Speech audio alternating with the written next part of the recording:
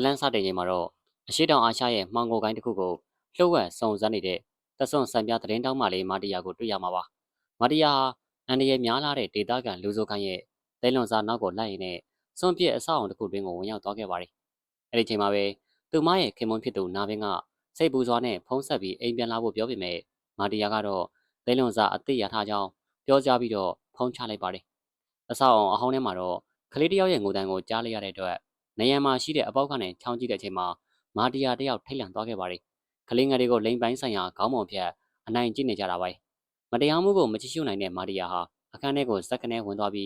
စောင်းကြည့်နေတဲ့ဂိုင်းသားကိုလက်သီးနဲ့ထိုးချိတ်ခါကလေးကိုကယ်တင်ဖို့ကြိုးစားပါတယ်။ဂိုင်းသားတွေပုံမရောက်ရှိလာချိန်မှာမာတီယာဟာထပ်မြက်လာတဲ့ကိုခံပညာတွေပြင်ရန်သူရဲ့မျက်လုံးကိုတမန်ရိုးကြမဟုတ်ပဲလက်ညှိုးနဲ့ထိုးဆော့တာမျိုးထိရုံးကန်တိုက်ခိုက်ခဲ့ပါတယ်။ဒါပေမဲ့ကလေးငယ်ထွက်ပြေးတော့မှပဲဂိုင်းကောင်းဆောင်ပတ်လောင်နဲ့သူ့ရဲ့ရက်ဆက်လာတဲ့လက်ယုံတက်တို့ရောက်ရှိလာပြီးတက်ရဲ့ပြစ်ခတ်လိုက်တဲ့လိမ့်မြချက်ကြောင့်ကလေးငယ်ဟာပွဲချင်းပြီးတိတ်ဆုံးသွားခဲ့ပါတယ်။ပတ်လောင်ကဒီတိတ်ဆုံးမှုအတွက်မာတီယာကိုအပြစ်ပုံချလိုက်ပြီးသူမကိုစစ်ဆေးမင်းမြတ်မှုအရှင်ဖန်ဆီးခန့်လိုက်ပါတယ်။ဒါနဲ့ငယ်ကြမှာတော့စကားမပြောနိုင်တဲ့လက်သမားဆရာဝန်ဝင်နဲ့သမီးဖြစ်သူရေနီတို့ကိုတွေ့ရပါတယ်။ရေနီဟာဆိုရှယ်မီဒီယာမှာဗီဒီယိုရိုက်ရတာဝါသနာပါပြီးအဖေဖြစ်သူအလုပ်လုပ်တာကိုကိုညင်ရင်းနဲ့ဗီဒီယိုရိုက်ကူးပေးလေရှိပါတယ်။ရေနီယာမကြခင်မှာတရုတ်ပြည်ကအဖွားစီတင်ရတော့မှဖြစ်ပေမဲ့မတန်ဆွမ်းဖြစ်နေတဲ့အဖေကိုစိတ်မချလို့အတူတူနေခြင်းခဲ့ပါတယ်။ဒါပေမဲ့ဖခင်ဖြစ်သူဝန်ဝေကတော့သမီးဖြစ်သူရဲ့အနာဂတ်အတွက်တရုတ်ပြည်ကိုပဲပြန်ခိုင်းနေခဲ့တာပါ။တစ်ဖက်မှာလည်းမာတီယာရဲ့ခင်မွန်နာဘင်းဟာလူမောင်ကိုခိုင်းတာလူတောင်နဲ့တွေ့ဆုံပြီးခလေးဝယ်ယူခြင်းအောင်ဆောင်ကအင်ကြီးတဲမှာလှုပ်ဝက်ကင်မရာတက်ပြီးသတင်းတောက်စနီပျောက်ဆုံးမှုကိုလှုပ်ဝက်စုံစမ်းနေခဲ့ပါတယ်။နောက်တစ်နေ့မှာတော့ဝန်ဝေဟာသမီးဖြစ်သူကိုသပင်တို့ညှက်ခိုင်းရကနေအဖေနဲ့သမီးစကားများကြပါတယ်။ရေနီဟာသူမတိုင်းတင်နေတာဟာတိုင်းကိုဝါသနာပါလို့မဟုတ်ပဲအဖေနဲ့အချိန်ပိုပေးချင်လို့ပါဆိုတာကိုဒေါသကြီးပြောဆိုကဆိုင်ထဲကနေပြေးထွက်သွားခဲ့ပါတယ်။လမ်းပေါ်မှာရေနီဟာခြေတော်ကျိုးချင်းအောင်စောင်းထားတဲ့ကောင်းလေးတစ်ယောက်ရဲ့လက်ကွက်ထဲရောက်သွားပြီးလူတောင်နဲ့ဟိုတို့ရဲ့စက်တိုက်ဖမ်းဆီးခြင်းကိုခံလိုက်ရပါတယ်။သမီးဖြစ်သူပါသွားတာကိုမြင်လိုက်ရတဲ့ဝန်ဝေဟာစကားမပြောနိုင်ပေမဲ့သူ့ရဲ့ငုံရှုံးနေတဲ့စူပါတိုင်းစွမ်းရည်ကိုထုတ်သုံးပြီးကုန်းတကားနာကိုတိုက်တွေကိုကြော်ပြီးတော့လိုက်ခဲ့ပေမဲ့ကုန်းကားမောင်းသူဟာကားကိုအရှိန်မြင့်လိုက်တာကြောင့်ဝန်ဝေဟာလမ်းပေါ်ပြုတ်ကျကျန်ခဲ့ပြီးသမီးဖြစ်သူကိုမျက်စိရှိမှတင်ပဲလူရိုက်ခံလိုက်ရပါတယ်။စိတ်ပြက်လက်ပြက်ဖြစ်နေတဲ့ဝန်ဝေဟာကုန်းကားပေါ်မှာတွေးလိုက်ရတဲ့ကြားတစိတ်လက်မတစ်ခုကိုတဲလွန်စာယူပြီးတရားမဝင်လက်ဝဲကလပ်တစ်ခုစီရောက်ရှိသွားခဲ့ပါတယ်။အဲဒီချိန်မှာ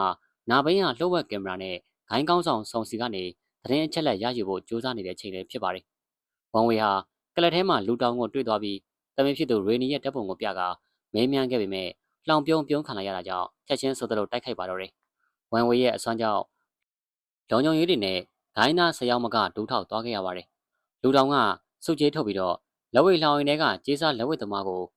ဝန်ဝေကိုတက်ခိုင်းခဲ့ပေမဲ့ဝန်ဝေကတော့အဲ့ဒီကျေးစားတွေကိုပါတူတချောင်းဖန်ပလင်းခွဲတွေကိုအသုံးပြုကာအပြတ်အသက်အနိုင်ယူပြခဲ့ပါတယ်။အခြေအနေတွေရှုပ်ထွေးနေချိန်မှာနာဘင်းနဲ့ဝန်ဝေတို့တီးတန့်တွေ့ဆုံပြီးရန်သူထင်ကတိုင်းွက်ပေါင်းစုံနဲ့အသေးလေးတိုက်ခိုက်ကြပါတယ်။ဒါပေမဲ့ရေနီရဲ့ဓာတ်ပုံပြုတ်ကျသွားချိန်မှာတော့နာဘင်းကဒီလူဟာသမီးဖြစ်သူကိုရှာနေတဲ့အဖေတယောက်ဆိုတာသဘောပေါက်သွားပြီးတော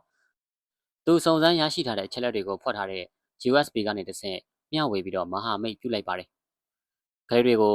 ရေခဲပြင်မိရထားဒါမှမဟုတ်ရေခဲစက်ရုံကားတွေနဲ့တည်ယူသွားမှန်းသိသွားတဲ့ဝန်ဝေနဲ့နာဘင်းတို့ဟာမနက်ပိုင်းမှာရေခဲစက်ရုံကိုဝင်ရောက်စီးနင်းခဲ့ကြပါတယ်။ရေခဲစက်ရုံတွင်မှာဂိုင်းကောင်းဆောင်ဆုံးဟာသစ္စာဖောက်တွေကိုရေခဲတုံးတွေထဲမှာအရှင်လက်လက်အေးခဲတက်ဖြတ်ထားတာကိုတွေ့ရပြီးအဲ့ထဲမှာလူတောင်ရဲ့ရုံအလောင်းမှာရှိနေခဲ့တာပါ။အဲ့နောက်မှာတော့ထွားချိုင်းလာတဲ့ဂိုင်းသားဟုံနဲ့သူတို့နှစ်ယောက်အသေးအတန်တိုက်ပွဲဖြစ်ပွားပါတယ်။တနက်ပါတဲ့ဂိုင်းကောင်းဆောင်ဆုံးကိုနာဘင်းကလှည့်စားတိုက်ခိုက်ပြီးဝန်ဝေကတန်ကျိုးရေခဲတုံးကြီးတွေနဲ့ပြစ်ပေါ်ပြီးတော့အပြတ်ရှင်းခဲ့ပါတယ်။တိုက်ပွဲပြီးမှဆက်ရုံအောက်ထပ်မှာသမီးဖြစ်သူရေနီရဲ့သွေးစွန်းနေတဲ့အင်ကြီးကိုပဲတွေးလိုက်ရတာကြောင့်ဝန်ဝေတယောက်ယူသွမတက်စိတ်ကြေကွဲခဲ့ရပါတယ်။ဒါပေမဲ့နာဘင်းကဝန်ဝေကိုထိမ့်သိမ့်ပေးခဲ့ပြီးတော့အရှင်ဖမ်းမိရထားတဲ့ဂိုင်းကောင်းဆောင်ဆုံးကိုလှည့်စစ်ကြိုးနဲ့ရှော့တိုက်ခါရဲရဲဆက်ဆက်နှိပ်ဆိုင်စစ်ဆေးခဲ့ကြပါတယ်။ဆုံးစီးထွက်သွားတဲ့အထိနှိပ်ဆက်လိုက်ချိန်မှာတော့ကလေးတွေကိုပုံအောင်ထားတဲ့ snake pit ဆိုတဲ့လှုပ်ဝက်နေရာကိုသိရှိလိုက်ရပါတယ်။နာဘင်းဟာမာတီယာရဲ့ social media အကောင့်ကနေတဆင့် snake pit အကြောင်းနဲ့ကလေးမောင်ကောင်ကိုင်းရဲ့ရဲအရာရှိတချို့ပါဝင်ပတ်သက်နေမှုကို live လွှင့်ပြီးတော့ကဘာကိုချပြလိုက်ပါတယ်။ဒါကြောင့်ပြည်သူတွေဟာ snake pit တရှိရာအဆောင်အုံပြင်ပမှာတောင်းဖျားဖျားနဲ့စုဝေးလာကြပါတယ်။ဝန်ဝေနဲ့နာဘင်းတို့ကဆိုင်ကယ်တစ်စီးနဲ့အဆောင်အုံတွင်ကိုအကြမ်းဖက်ဝင်ရောက်ခဲ့ကြပါတယ်။အထဲမှာပိတ်လောင်ခံထားတဲ့ရေနီကလည်းတခြားကလေးငယ်တွေကိုဥဆောင်ပြီးတော့ အိယာခင်းတွေကိုကျိုးချီကပြတင်းပေါက်ကနေအောက်ကိုဆင်းပြေးဖို့ကြိုးစားပါတယ်။အကျဉ်းပြတ်ရဲမှုကြီးကတားဆီးနေပေမဲ့တရားမျှတတဲ့ရဲအရာရှိမှလည်းရာတုံးနဲ့တခြားရဲအရာရှိတွေကရဲမှုကြီးကိုပြန်လည်တော်လှန်ပြီးပြည်သူတွေနဲ့တူတူကလေးငယ်တွေကိုအောက်ကိုဘေးကင်းစွာနဲ့ကယ်တင်လိုက်ပါတယ်။တခြားတစ်ဖက်မှာလည်းဒီကိစ္စတွေကြောင့်ဒေါသထွက်သွားတဲ့ဂိုင်းကျုပ်ပတ်လောင်ဟာသူ့ကိုတစ္ဆာဖောက်ဖို့ကြိုးစားတဲ့ရင်းနှီးမြှုပ်နှံသူတွေရောက်ခမနဲ့အကျဉ်းပြတ်ရဲမှုတို့ကိုပလင်ခွဲဓာတ်တွေနဲ့ရဲရဲဆက်ဆက်တပ်ဖြတ်ခဲ့ပါတယ်။ဒါပေမဲ့ရန်ကတိုက်ခိုက်ရင်းနဲ့မတော်တဆသူ့ရဲ့ကိုဝန်ဆောင်ဇနီးတွေကိုပါဓာတ်နဲ့ထိုးမိပြီးတော့တိတ်ဆုံးသွားတာကြောင့်ပတ်လောင်တယောက်အော်ဟစ်ငိုကြွေးကြံခဲ့ပါတယ်။ဖြစ်ပျက်တွေပြီးမှရဲရရှိရာတုန်းဟာဝန်ဝေကိုတမီးဖြစ်သူနဲ့ခဏခွဲထားပြီးအာမခံမရခင်ထိရဲစခန်းအချုပ်ခန်းထဲမှာထိန်သိမ်းထားခဲ့ပါတယ်။အချုပ်ခန်းထဲမှာ